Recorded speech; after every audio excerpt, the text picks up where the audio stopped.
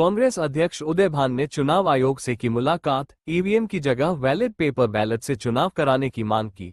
हरियाणा प्रदेश Congress committee के अध्यक्ष उदय भान आज पंचकूला स्थित चुनाव आयोग कार्यालय पहुंचे, जहां उन्होंने चुनाव से जुड़े विभिन्न महत्वपूर्ण मुद्दों को लेकर चुनाव आयोग के अधिकारियों से मुलाकात की।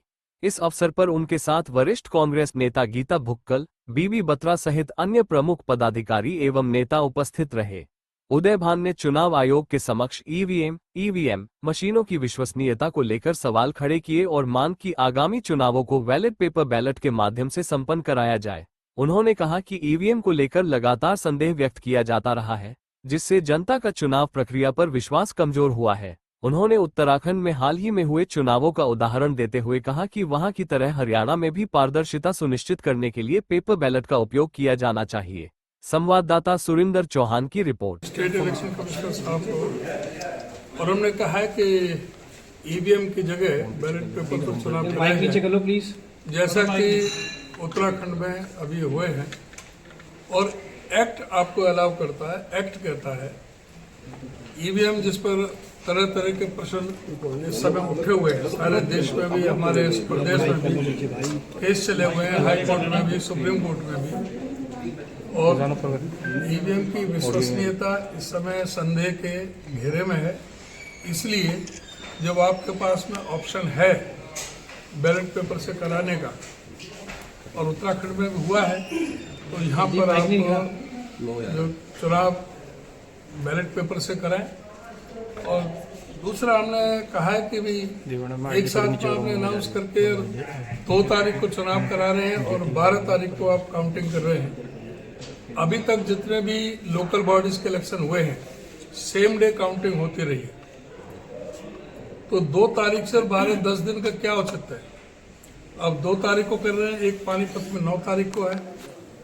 इससे तो ये बेटर था कि आप सारे ही इलेक्शन 9 तारीख को करा देते, उसमें क्या दिक्कत है? जब 12 को आपने काउंटिंग करनी है तो सारे 9 को करा देते।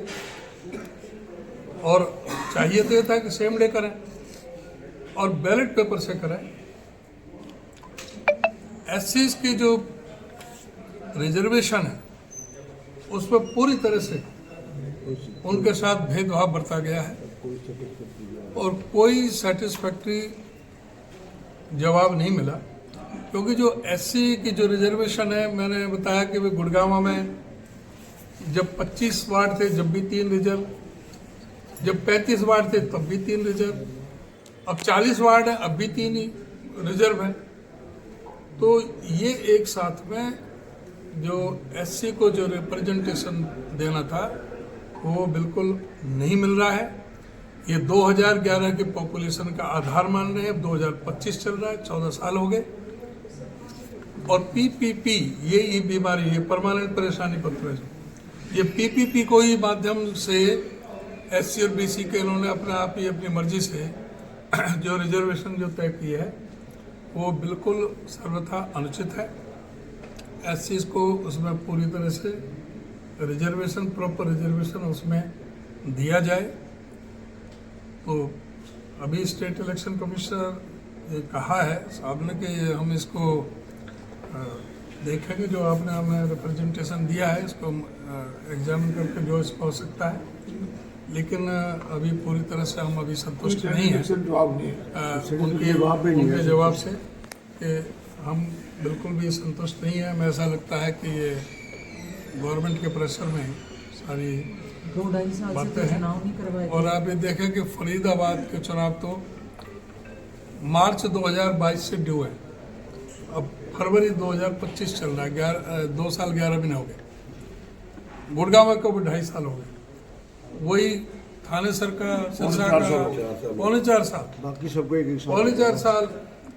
इतने दिनों से जो इलेक्शन ड्यू थे वो नहीं कराए गए, और अब जो है 10-10 दिन का गैप दे रहे हैं। सर जब इतने सालों से इलेक्शन ड्यू थे तो कोई पहले मुलाकात कर लेते, कोई ज्ञापन दे देते। बहुत कितने रिजर्वेशन वाली बात अभी आपने करी, ये भी कई दिन पहले कोई बात कर लेते। एक साल से रिप्रेजेंटेशंस दी, तो अभी डिक्लेयर किया इन्होंने। इसके बारे में रिप्रेजेंटेशन कितनी बार दे चुके हैं, भी आ चुकी है। और यहाँ स्टेट इलेक्शन कमीशन में भी रिप्रेजेंटेशन यहाँ पर रिजर्वेशन के बारे में तो असेंबली में उठाया गया असेंबली में भी और उठाया। असेंबली में भी उठे हैं, लेकिन इस तरफ कोई भी ध्यान नहीं है। और खास करके एससीज के प्रति दृष्टिकोण ठीक नहीं है और यही कारण है कि उनको रिप्रेजेंटेशन पूरा नहीं दिया जा रहा। तो उसकी भी हमने बात की। और फिर मेन है बैलेट पेपर। बैलेट पेपर से क्या क्यों आपत्ति है? बैलेट पेपर जब एक्ट में प्रोविजन है कि भी बैलेट पेपर से कराया जा सकता है और उत्तराखंड में हुए हैं अभी चुनाव, तो ये फिर ईवीएम से जो पहले उस पर संदेह के घेरे हैं उसको हमने सारी बात कही है।